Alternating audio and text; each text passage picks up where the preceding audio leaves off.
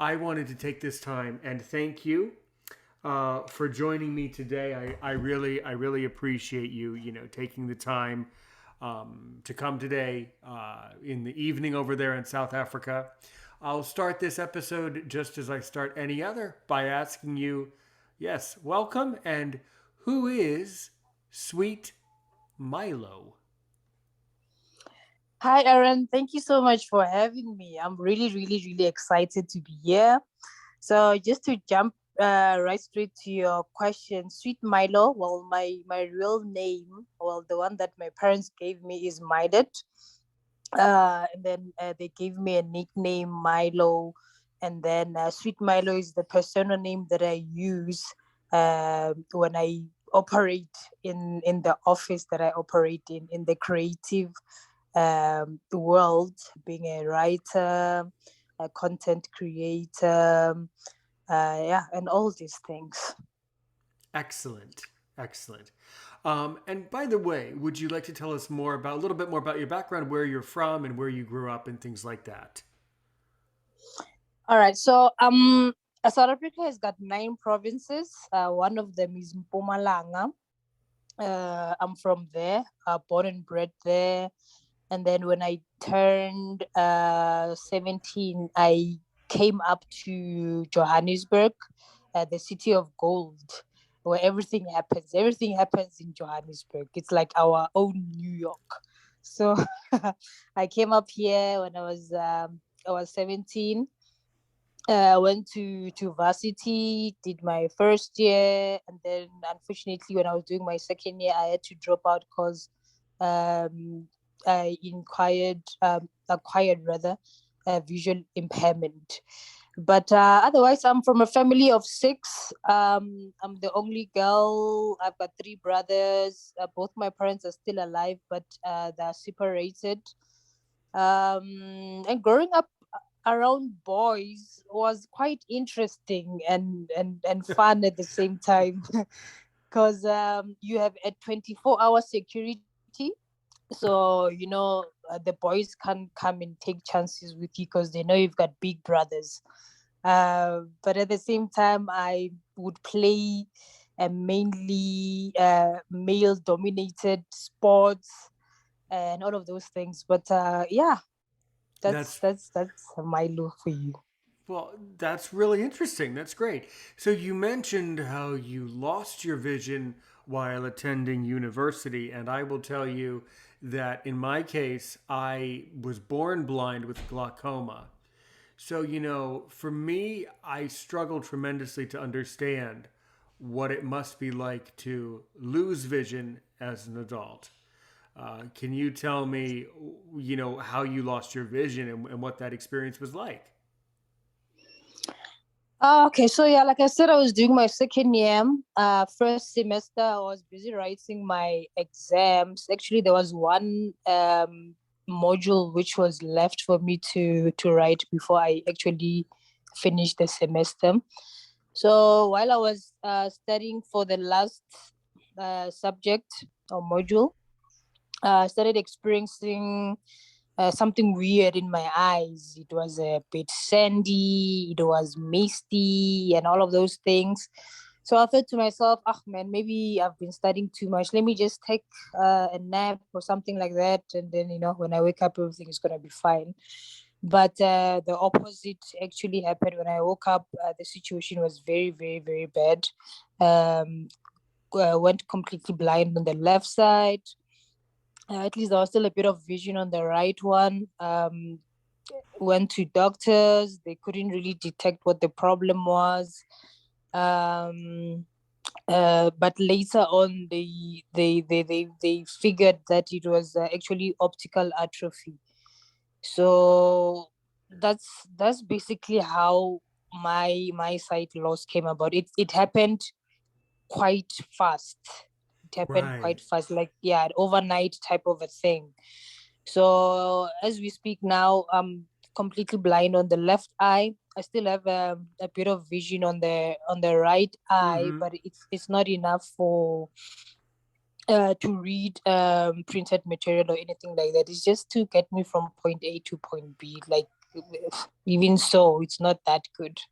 But yeah, um, it's very difficult. Because if all you know is being able to see, and then all of a sudden you can't see, or you can't see clearly, there's a lot of confusion. And most especially if you're from a background where there's no history of blindness. There are really few people who are blind in the community, so you're probably the first or the second. There's just a whole lot of things that you have to deal with at the same time, um, being visually impaired. And like I always tell people, you never really fully accept that you are blind, because every day you have reminders that if I could see, if it was back then when I could still see, I could do this for myself, I wouldn't have to struggle this much and all of that. But yeah, you somehow learn to live with the situation. Yeah, yeah. Oftentimes it's being debated around the visually impaired and blindness community around the world. What would happen if we invented some sort of way for blind people to have vision again, or to replace the entire eye so that you could see? And it's a question that's been posed to me, and since you brought it up so philosophically, I'll bring it up, which is, if I had the chance to be sighted, would I? No, because I'm happy with how my vision is today, and I also believe that there is a reason why I'm blind. There's a spiritual and philosophical reason why we're given certain challenges in our lives. So I Mm, think that a lot of blind people would not want to get any surgery to fix their vision. As surprising as it is to you, if you're born blind, you don't care about that. It doesn't have the same effect that it would on you, you know. Someone else in the mm, community said, and by the way, if we had some cure where all blind people could see, there's one thing that all of us blind people would then need. We would need a lot of therapists. We would need a lot of therapy because people would be mm, going crazy with the overwhelm, the overload of information, and they wouldn't be able to function. They would be able to function even worse. So yeah, mm. okay. So it's just very very fascinating to me. So after you lost your vision, and then what happened? All right, this is now 2005. I go back home. I'm not aware of any intervention as far as going back to school is concerned and all of those things. So I was constrained to staying at home for 10 years. I stayed at home between 2005 and 2016, basically, not doing anything. Um, but there was still that thing within me that said, Mylo, you could do one, two, three, and four. But then I would always say, but how am I gonna do that if I can't see? Fortunately, 2016, someone came to me, a spiritual figure, and asked me a question that no one would dare to ask me, because I always had an answer for that. He asked, how long are you going to sit in this situation? Why aren't you doing something with your life? And with so much respect, I looked at him and said, no, but I can't, because you know my situation. And he says, but there has to be a way. There has to be a way. And he took the initiative to find out how a visually impaired person can be incorporated into the educational system again. So yeah, I went back to school 2016 to do a computer literacy skill. And then 2017, I went back to varsity. Unfortunately, when I got there, I found that my thing had been phased out. So I had to start all over again. 2017, 18, 19, I finished my degree, and then I enrolled for a postgrad. Yeah. Right, right. So now, where do things stand with you now? What degree do you have? What did you end up studying in the end? I've always wanted to be a psychologist. Funny, when I was in high school, I was a commercial student, you accounting and business and all of that. But when I went to varsity, I'm like, no man, this is not me. I'm called to impact people, to impart something in people's lives. And I so wanted to be in the psychology sphere. So when I went back to school, the year and a half that I was in varsity, I actually did a psychology degree, but like I said, when I went back, I had to start over again. So currently, I hold an honors degree in psychology. I still need to do my master's and doctorate and all of that. And yeah, who knows? Maybe I'll get to that. But at the same time, one has to work. Um, I work full time and then work part time as a content creator. So one really have has time to actually uh, go back to studying, but it's something that I Sure, would like sure, to sure, do. sure. Yeah, Yeah, yeah. And sometimes in life we get into a certain job in a career field and we just end up doing that for the majority of our lives. And I think that happens to a lot of people. And there's a lot of things in life that we just don't get to. We just didn't have time to get to it. And there's a yeah, lot of things in my life that are the same way. So what is your full time job now, by the way? yeah. Now currently, I'm in the communications sector department with this particular firm. Mm-hmm. Yeah, I just started last month. This is actually my second month. Super exciting, challenging, yeah, and I Okay. enjoy that. Well, Yes. that sounds like a lot of fun. That sounds really good. Yeah, yeah. As you know, Yeah. I've spoken here on Aaron's Opinion. We have a lot of great friends. You, of course, one of them. We have a lot of great friends from South Africa. Our great friend Dollar Bill. He's been on the show before, and several Yes. others. And all South African people have told me that life in South Africa is very difficult, and life in Mm-hmm. South Africa, if you have a disability, if you have any disability, life is really, really hard. Mm. And quite frankly, I think that life is hard for sighted people in South Africa. By the way, I don't think anything is. I don't get the impression that anything is easy in South Africa. Is what it all comes down to. Yeah. So Yeah. obviously, you've been posting a lot of videos. You have a website. Why don't you really dig into your channel, your website, your different thing, your content creation that you do? Yeah. So the writing thing, I think I've always been a writer because when I sit and think, actually, when I was in primary, I was writing, although it didn't make sense by then. So during the 10-year period where I was sitting and not doing anything, I would have, because with my writing, I would just be sitting and just something comes up and I just have to, jot it down. Mm-hmm. So when I was during that period, I would have things coming, but I wouldn't have a platform to actually put them and Mm-hmm. all of those things. So as soon as I regained my computer literacy skills, I started writing again. I started writing. I would have them on my laptop and all of that. And then 2020, yes, I think it's 2020, late Mm-hmm. 2020, I started the website. And the aim there was just to um the aim of my writing and all of those things, because I also do motivations on the side, is just to touch, even if it's just one person, have someone read something and say, oh wow, I was healed when I read this, I was able to relate when I read this, at least I know there's someone or out there who understands me and all of that. So I was like, okay, fine, let me put it in a public platform for people to be able to consume that. So on the website, I have the writings. I also have the motivations.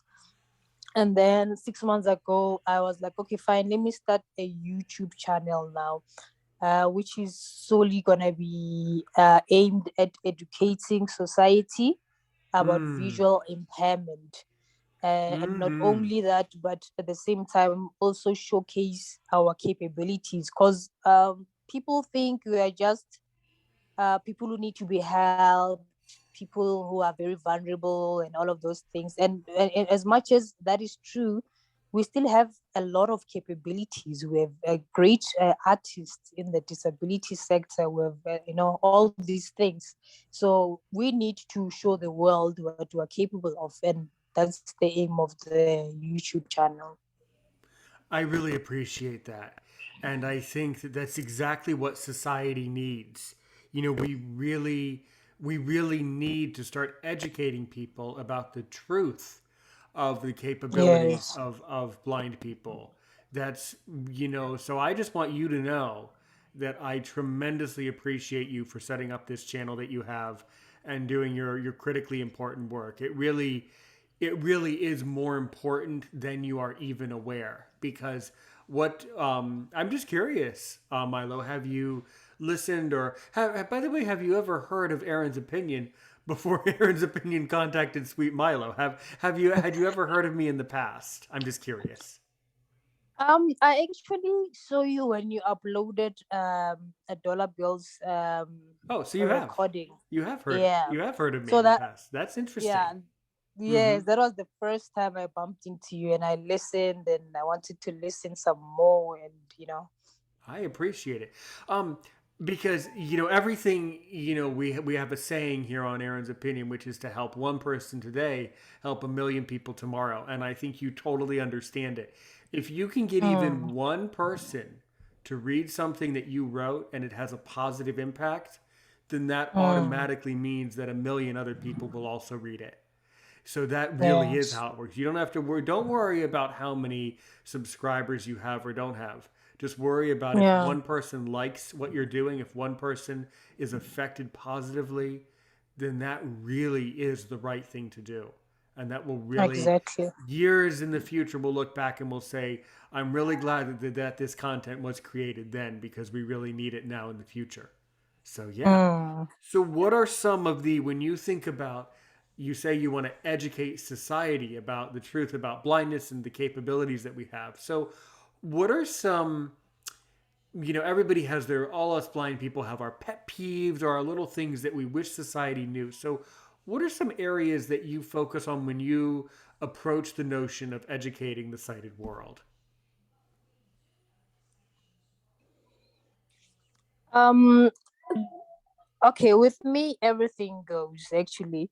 So from we could look at the side of, for example, people are not really sure what exactly is blind and visually impaired. What is the difference? They just put us all in one box. It's either you can see or you can't see. You know, so that is another aspect that one looks at. Also just being incorporated in society, day-to-day living. um how do I get to the shop? How do I do my daily chores? What should happen if there's a social gathering? How should you treat me if I should go, and things like that. Some of the things that we don't appreciate, because we tend to complain a lot as blind people that I don't understand why these people are doing this and that. But have we ever really taken the time to tell them that don't do it like that? Rather do it like this. And Mm-hmm. also bringing the fun side to it, showcasing that we we are just normal human beings. We can have fun. We can laugh. That's why, although most of the time I'm a bit serious, but I do try and have fun videos Oh, where I'm just absolutely. laughing and Absolutely. I'm a very abrupt and stern and philosophical person. But as long as you go through the catalog, you'll hear how hysterically I laugh. We have tons of funny stuff happens here on Aaron's Opinion. So I might yeah. I might come across as serious, but I'm Mm-hmm. a huge comedian. Trust me. Trust me when I tell you Yes. that. Yeah, yeah. Yes. So, as we say philosophically, because I love to philosophize, we say, Mm-hmm. by the grace of God, I was born in the United States. You were born in South Africa. Neither one of our countries are perfect. South Africa has serious, serious problems, but actually, there are there are countries that are worse off than South Africa. So what I want to know is, so what happens when you're born blind in South Africa? What is, how does your life go usually? I know it's hard for you to answer, but if you try to understand what would happen if you were born blind in South Africa, what would happen? Um, what would happen depending on your parents' I don't want to say intellect, but Yeah, that's a understanding lot of of it. Attitude. yeah, Yeah. Mm-hmm. of understanding of certain things, because I don't believe, and I stand to be corrected, that when someone has a blind child, they receive sufficient or in any counseling as to what should happen now. So they just, here's a blind baby, see what you do with them. So if a person is from an impoverished background, whether intellectually or otherwise, they wouldn't really know that there's like certain special schools that they can take these kids and all of that. Because here in South Africa, the poverty line is drawn very clearly. It's either you're part of the haves or you're part of the have-nots. Um, the in between are really, really few. So we would have to look at it in both aspects. But otherwise, if you are lucky, you'd attend a special school.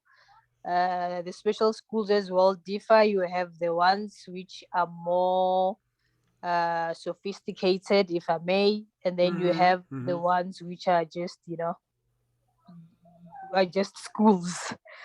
And then if you are lucky to finish, you would go to varsity. Um, Fortunately, we do have certain varsities that are very good at disability um, thingy is very, very good.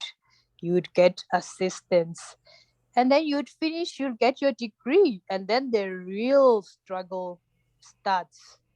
The issue of employing a blind person. I heard you say earlier that being disabled in South Africa is a challenge. Being disabled, if you think being disabled is a challenge, try being blind.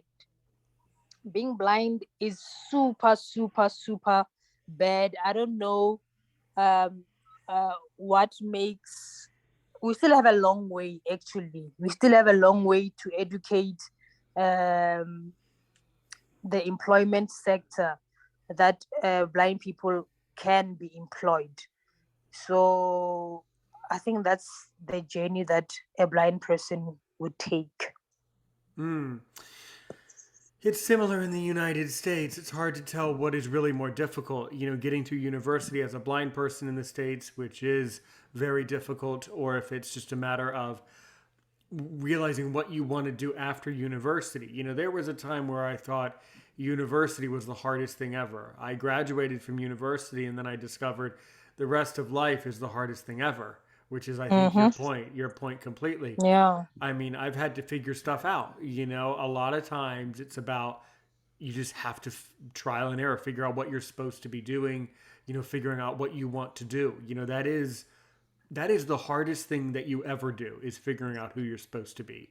And Yeah. it's hard for sighted people, so it's really hard for blind people. But yeah. So how did you come to have your full-time job in this firm, as you say? Um. So I applied, like everyone else. I think I'm the few, a remnant of those um who were lucky, Mm-hmm. basically. And I think for each one lucky person, there's 300 who are crying. Absolutely. You're, Yeah, you're I you know are the figures correct. sound absurd, They but are it's not. actually the Well, truth. Yeah. but guys, I want you to listen to what Sweet Milo is saying. You are right. That is absurd. The problem is that it's true. Yes. This is exactly the problem. We Mm. have a lot. I mean, our channels have a lot in common with our experiences. Really, I say it differently. It's all the same thing. I say one step forward, five steps back. You know, it that Yeah. that gets old after a while. Even in the United States, the one step forward, five back. Ugh, that gets tiring. Yeah. Mm-hmm. Mm-hmm. Mm. And yes, go ahead. Yeah, and it's so sad, hey? It's so sad. Um, because there are a lot of blind people do study.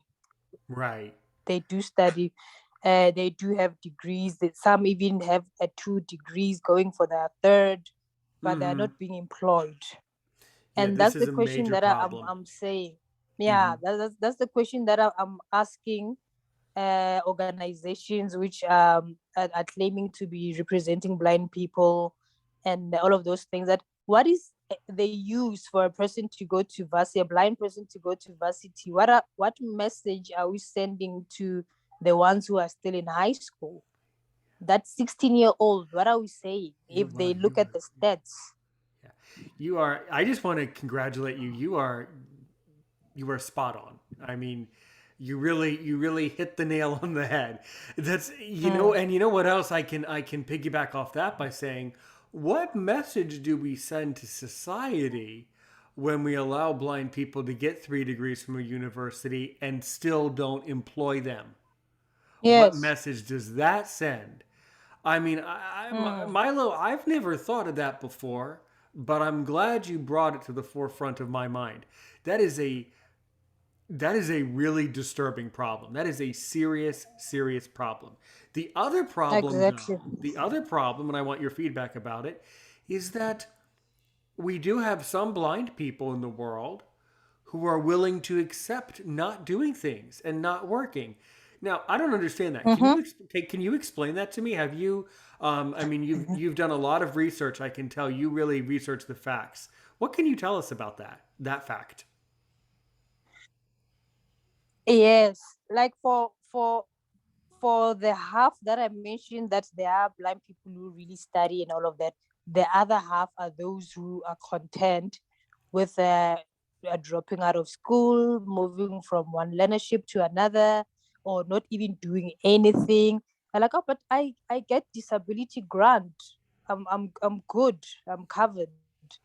So that's another thing which has messed up our society, because the person is content with receiving the disability grant, which when you actually look at it is actually nothing. You can't buy a house with that. You can't buy a car.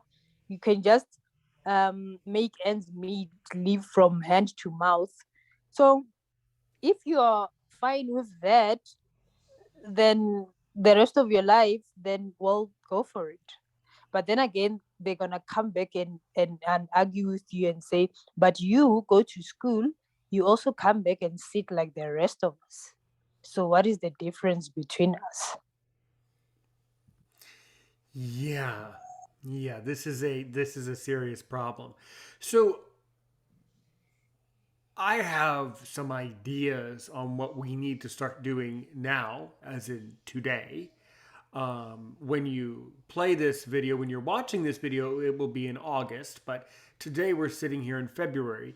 So, what do you think Mm. needs to happen today to start actually changing the narrative and making the changes that we know we can make? What do you think needs to happen? Um, we need to talk to a blind person. Firstly, talk to a blind person. Remind, because most of the time their self-esteem is messed up. You find that maybe that's because of the environment that they're in, the family system. When you're constantly told that you can't really amount to anything, and look at you, you think you can go out into the world when you're still bumping into my glasses here at home and all of those things. So most of blind people's self-esteem is messed up. We need to talk to a blind person, resurrect the dreams that they have, the ambitions that they have, and tell them that it's possible. And it needs to be people like us. We haven't necessarily made it. but we are at least a couple of steps forward to say that if I, as Sweet Mylo, coming from this kind of background, if I was able to do it, then you can do it as well. And also avail ourselves to be mentors, avail ourselves to take in a blind girl child who's doing grade 7 and say, I'm going to be your mentor for the next 3 years. I'm going to see you graduate and all of those things. Have positive blind role models, and for them to see us actually challenging the systems. For example, when I speak about the issue of unemployment, if they actively see us saying, questioning the government, like, what are you guys doing as the government to ensure that there's equal standing between blind and sighted people who hold the same qualifications. That would be something that would actually inspire them, that will make them look at the world and say, okay, well, the world is not so dark after all, Mm-hmm. because there are some stars which are shining out there. If they can shine, I can shine too. Mm-hmm. Mm-hmm. Yeah, Yeah. this is exactly the type of content that people need to be watching. This should be mandatory content. And I Mm. encourage you, I know you will, and I encourage you to send this video, send this podcast episode, this audio episode to all people who need to learn about this, because this is more important than people are even aware. So, well, very good. So, what are some specific topics you've already covered just on your YouTube channel? Basically, what's your flavor on your YouTube channel? Okay, so on the YouTube channel, I started off. I have about 24 videos to date. I started off introducing myself to the people, who Sweet Mylo is, throwing a couple of motivations there, and then I also started a series which I call Disabled Creatives.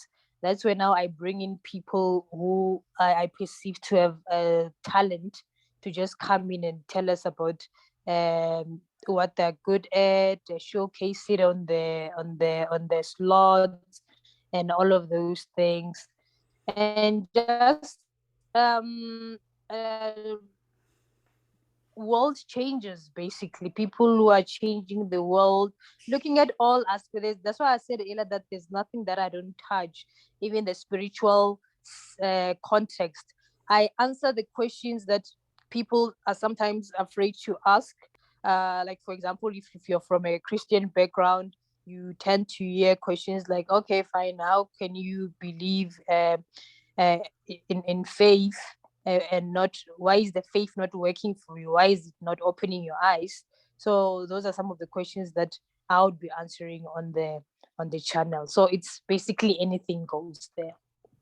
Well, I want to talk about that further. So, I appreciate that you cover faith on your channel, because the faith and religion, for people who have disabilities, definitely blind people, that tends to be an area where blind people feel excluded. So this is a very severe problem in the United States, that a lot of Mm. people who are blind do not feel welcome in their religious community, whatever it might be, whether it's a church, a mosque, a synagogue, a temple, a home of Mm. worship. Many, many, many blind people do not feel comfortable in that setting. So when people ask you questions on faith, to what do you respond? How can they have faith even in their darkest hour, basically? um the verse that I always use is when Paul had a thorn on his back and he prayed 3 times. This is the Paul that would ascend to the upper echelon. This is the same Paul who would pray for people and they would be healed instantly. The great Paul. Mm-hmm. But he had a situation that he prayed three all those times. God kept on saying, my grace is sufficient. My Right. grace is sufficient. So I always tell people that um, I do believe that there will be people who will be prayed for and their eyes are going to pop open. I do believe in miracles, but at the same time, I also believe in my grace is sufficient. Do you think, I want to ask you a question about that phrase because I think it's important to break it down so that we understand. Do you think when you said my grace is sufficient, does that mean, I mean, that could mean a lot of things. To me it means that I know I'm doing the best I can do in my own life, that I'm a great person regardless of what others think. I mean, what do you think that statement means, my grace is sufficient? What does that mean? When you go further, it says my although I won't paraphrase it well, it says my Right, right. grace is sufficient because my power is made manifest in your weakness. This is now God answering Paul. Right. Right. Yeah. Mhm. So what he's saying, if I were to expatiate on that in my own life, I've done more blind than I did when I was sighted, or I think I could have possibly done as a sighted person. I've impacted a lot of people in this state that I'm in than I did in the 18 years that I Mhm. was fully sighted. So am I saying that God wouldn't have necessarily used me if I had not lost my sight? I'm not saying that, but I'm saying now I have a story to tell. I have a God can pick you up story. I have a God can sustain you story. I have a point of reference to His grace being sufficient. You're right. You're absolutely right. That's very interesting. I guess. Do you think if you were sighted, um, do you think you would have ended up being a sighted YouTuber who produced videos about what it's like to be a sighted South African? Not really, not really. I would No, probably no. Well, be. what if someone wants to learn about that? Gosh, I'm kind of disappointed. There needs to be videos for sighted people in South Africa, just not only blind people. on on how to be sighted. They'll probably vlog how to apply makeup and all of that, which is Yeah. good. But you know. Right. Sure, sure, sure, sure. So, how many other YouTubers have you collaborated with, by the way? um, I haven't officially collaborated with any YouTubers as yet, like on a formal basis. But there is this young lady that appears a lot on my channel, the Boy Melon. She's also visually impaired. She has a YouTube channel as well. So she's someone who comes through, and sometimes I go to her channel, and we just have a lot of fun. Well, that's really good. And is she also a South African? Yes, she's also a South African. Very good. That's really excellent. Um, Yes. and where have you traveled, by the way, outside of South Africa? I've only been to Mozambique. That's a very interesting place. Hmm. I've only been to Mozambique. Can you imagine? My passport just expired, and there's only one trip that I took. Whole 10 years. I see. I see. Would you believe it if I told you that I've actually been to South Africa and I have actually been to Eswatini? I've actually been to Swaziland. Oh, wow. Yeah, yeah. Mm-hmm. I was traveling with a group and we flew from London to Johannesburg and then we took a van from Johannesburg to Swaziland. Mm-hmm. Yeah, yeah. Yes. Mm-hmm. So it was very No, a that's very great. very interesting place. So why did you go to Mozambique? It's a very historic place. Mm-hmm.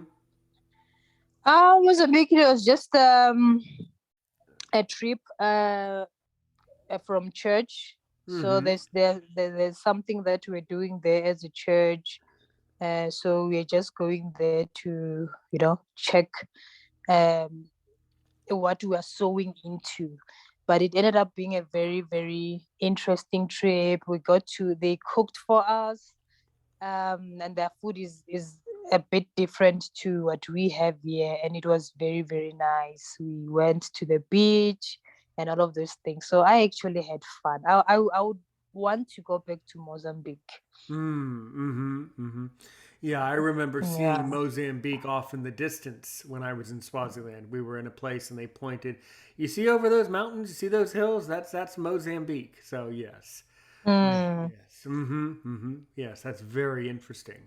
So the other thing yes. that I love to talk about in life is my love for languages, and I speak English and I speak French. Je parle français. So I wanted to know, how many languages do you speak? I only speak. Isn't it South Africa has got 9 official languages? I think out of the 9, maybe I speak 4. Mm-hmm. Uh, yeah, 4, about 4. But I would like to learn French. So sometimes I tend to ask Siri, like, how do you say hello? Bonjour. Mm-hmm. Mm-hmm. Right. You're Right. supposed to answer Aaron, isn't it? You know French. Right. You are correct. Bonjour for hello. That's very good. And Yeah. why do you want to learn French? I just find it quite interesting. I find it quite interesting. I feel it's something that I would love to learn, and I think Mm-hmm. it would suit me to speak French. I see. And so what four languages do you speak? What four languages do you speak now, like from South Africa? Mm-hmm. Okay. I'm originally Tsonga, Xitsonga. Mm-hmm. So I speak that. That's my mother tongue. And Mm-hmm. then obviously I speak English. I speak isiZulu, and I speak Tswana. Interesting. Interesting. Yes. Sure, sure, sure, sure. So, in your town in South Africa, in your city, like when you go out in public, in stores or restaurants, does everyone just speak English, or can you just speak whatever language? Like, how does that work in your city in South Africa? Um, it depends which side or which part of South Africa you're in. Like, for example, when you're in Pumalanga, the dominating languages there are isiSwati, Xitsonga, and Sepedi. So when Mm-hmm. you're that side, you must only expect to hear those languages flying around. And when you speak English, people tend to think you're a bit of a coconut. So walking around speaking English is not really it's not really the in thing. But when you come up to like your Gauteng and all of that, because it's a mix here. You don't know what is what. You don't. There's no certain expectation of what language is spoken. Then you can get away with going around speaking English, and then a person will respond in whatever language. If they don't really like English, then you just continue with that one. Mm-hmm. That's really fascinating. Have you researched if there are any podcasts or any YouTube channels that produce content in these languages, for the local communities? What do you think? No, I've never come across such. Um, I wonder if there are such.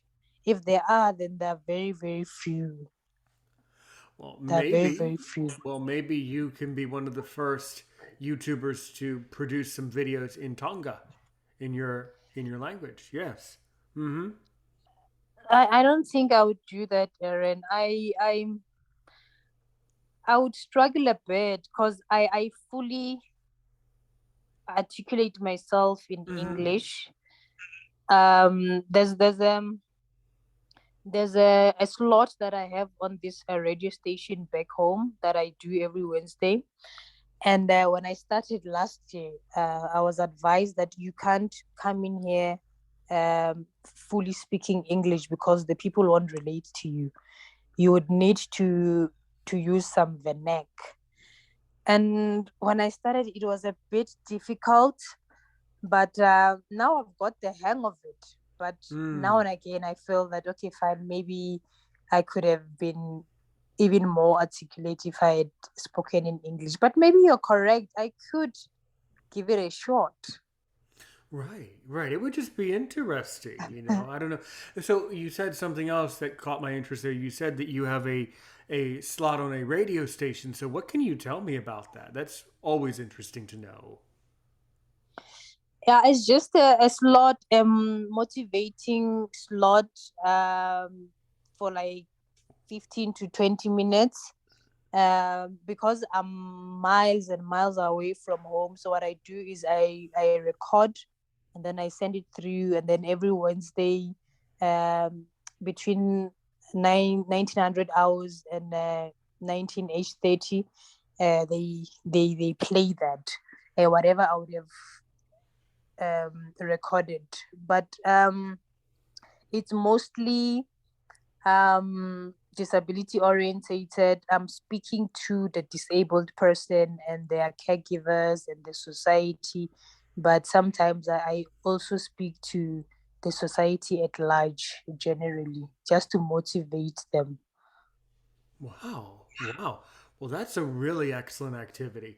And what can now is this particular radio station? Is it a radio station that is established just for people with disabilities, or is it just a like radio station just in general that you were able to build a rapport with? Like, how does that work? Mm-hmm. It's actually a community radio station, but it reaches like a widespread vicinity. Mm-hmm. So what I did is I approached them, and I told them that I'm a visually impaired person. I need to talk to my people through motivation, and they were quiet for some time, and after some time they came back to me and they said, "Yeah, we want you to come through and do that."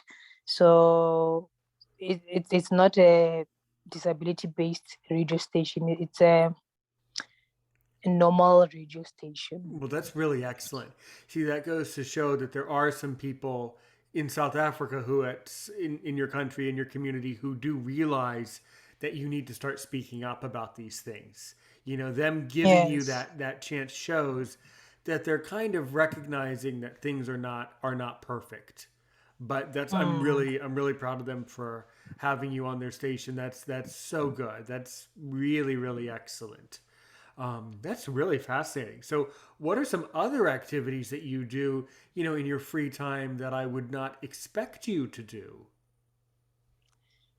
Um, I have fun. Like I said earlier, I come across as very serious when you see me on YouTube, or generally when people look at me like, oh, you're very serious. But I am someone who has fun. I sometimes put on loud music, Mm-hmm. and just have fun. Um, I like I like going out as well. I love food. So whenever I get a chance to go and have me some nice big steak, or uh, chicken nuggets and all of that, I make sure that I maximize you on make that. you make sure that you put one in a box and send it to Aaron's opinion because I love food too. Right? Exactly. So Yeah. that's very good. That's very good. What is a common meal or your favorite meal that people in your community eat? Like your like favorite meal. Black people love pap. South African black people love pap, and dried meat and chakalaka. So you can never go wrong. If you have a blind person over, Mm-hmm. um, you cook them pap, dry meat, and chakalaka, then you've won their heart. Really? Well, good to know. Yes. And what are those things? Can you expand on those food items? And then outside of that, we have traditional food. But then again, it goes back to the different cultural backgrounds that you have. For example, with us Tongas, we would have our own traditional food. The Zulus would have that traditional food and all of that. So I'm just gonna speak for us. With us, we do a lot of sewing. So we sew most of the things that we eat, we plant them ourselves. Mm-hmm. Your maize, um, uh, veggies, what you guys would call veggies, but like would our veggies, uh, we call them morojo. Uh, you take leaves and then you cook them. Mm-hmm. Yeah. It's weird. You just have to eat it to understand it. I see. I see. Mm. That sounds delicious. Absolutely delicious. So good. So good. I love all food. I love all food. Yes. Mm-hmm. Mm. Mm-hmm. Yes. So that's all really fascinating. Um, I'm sure that you have a lot of questions about Aaron Richmond and Aaron's opinion. So what would you like to know about me? Um, all right. I already know that you were born blind, but Right. at times when you would speak, I would hear you say, for example, when you said you were in Swaziland, they said there's Mozambique. How bad is your sight? Are you totally blind or you That's can yeah, see a bit? sure. So I have some usable vision where I'm able to see colors, but the way that I explain it to students or people who ask is I cannot like drive a car or read a print book. So that's how bad my vision Mm, is. Mm-hmm. okay, I think me and you are on the same page. Can you Right. make out faces though? Um in my own way, probably, but from the perspective of a sighted person, no. So it depends on like in what context and how you ask. I would say, do I understand Mm, faces? Not, not really. I recognize people, but faces. It's a really hard thing to express. I would say probably mm, not. Yeah. Mm-hmm. mm. Mm-hmm. Okay. So is Aaron married? Does he have kids? I'm single. Mhm. Um, single, no I must children. get you a South African woman, Aaron. You must get what? I must get you a South African woman, God a willing. Zulu.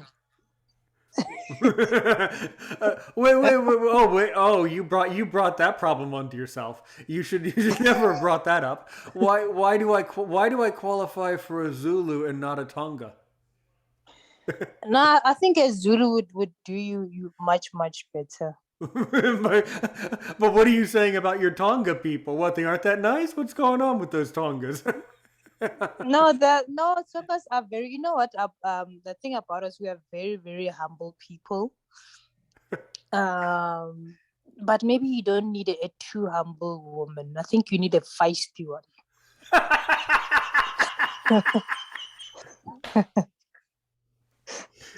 Well, this has gone from serious to utterly disturbing. So I need you do know this is being recorded. This is on the record that apparently I deserve a South African, but not just a South African, a feisty one, and not just any feisty South African, one of Zulu descent. That's interesting. That's interesting. I see. I see. Um, Yes. yes, yes. That's very Okay, very another interesting. question, Aaron. Oh How yeah, long has sorry, no problem. yeah, how long has Aaron's opinion Hmm. uh been airing? Well, I got into this a few years ago because I was doing a lot of teaching work every day, just like I do now, and I was spending a lot of time listening to other blind podcasters.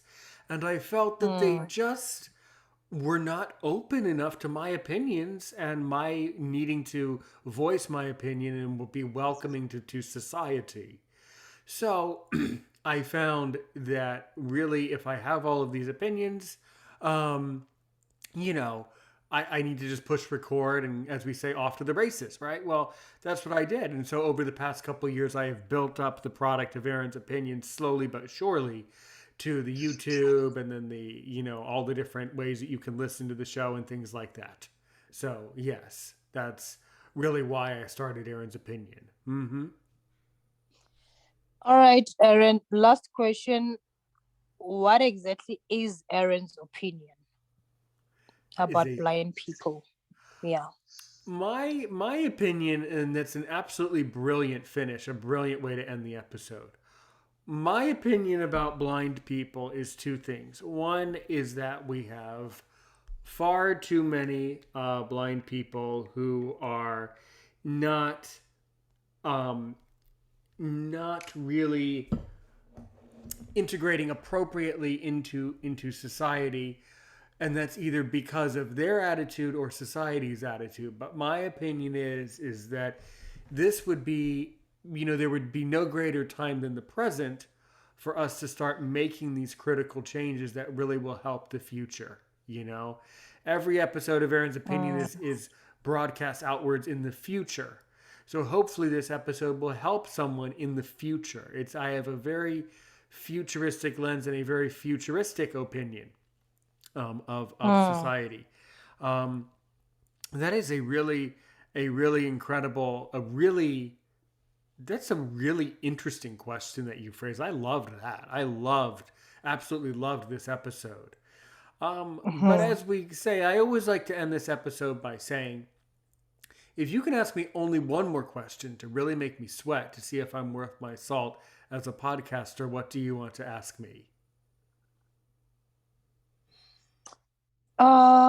Let me see. Mm-hmm. How many lives? Okay, let me craft it like this. Do you think Aaron's opinion is having the impact that you initially intended? If not, then why don't you scrap it? That's brilliant. Absolutely, I think it's having the impact because I'm able to have content that is published in the future, and I'm able to reach people overseas that share my opinions, that share my attitude about being successful in life. So I think it's definitely having the impact that I want. I don't know. For me, it's doing what I want it to do. My opinion, but I don't know what the impact of the opinion is for the listener. We'll have to wait 30 years for that. And then we'll have to go back 30 years from now and say, well, did you listen? Well, I don't know. But that's an Mm. absolute, that is, you ask perfect questions. You really dig to the bottom of my soul, and I cannot thank you enough. Really. So, It's Milo's opinion. so no more with that. So no more sweet Milo. You're gonna have to change it to Milo's opinion as you as you No, sit as you sit sorry, back I from your was just microphone so thinking you out can laugh. loud there.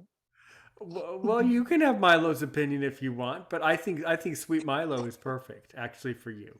Yeah. No, no, no. I'll stick to my sweet Milo. Well, good.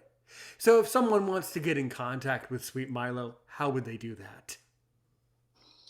I'm all around the social media platform. Can I go ahead and give out my Please do. thingies? Please do. All right. So let's start with the website. It's www.sweetmilo.co.za. My Milo is spelled Mylo. And then the YouTube channel is just Sweet Mylo. And then I'm on Instagram as the underscore sweet underscore Mylo. Twitter, it's Sweet Mylo at Mylo Lubisi. Facebook, I have a Facebook page, Sweet Mylo. And then I have my personal account, Mylo Lubisi. So one can just inbox me in one of those spaces. Lovely. Lovely. Absolutely magnificent. That was a magnificent episode as always. Thanks so much, everybody, and to all of our listeners in South Africa or all the countries that tune in each week. Thanks so much from all four corners of the globe, as I like to say. Thanks so much, everybody. Stay safe out there. And as I always like to say here on the videos and definitely in the outro, thanks so much Help one person today. Help a million people tomorrow.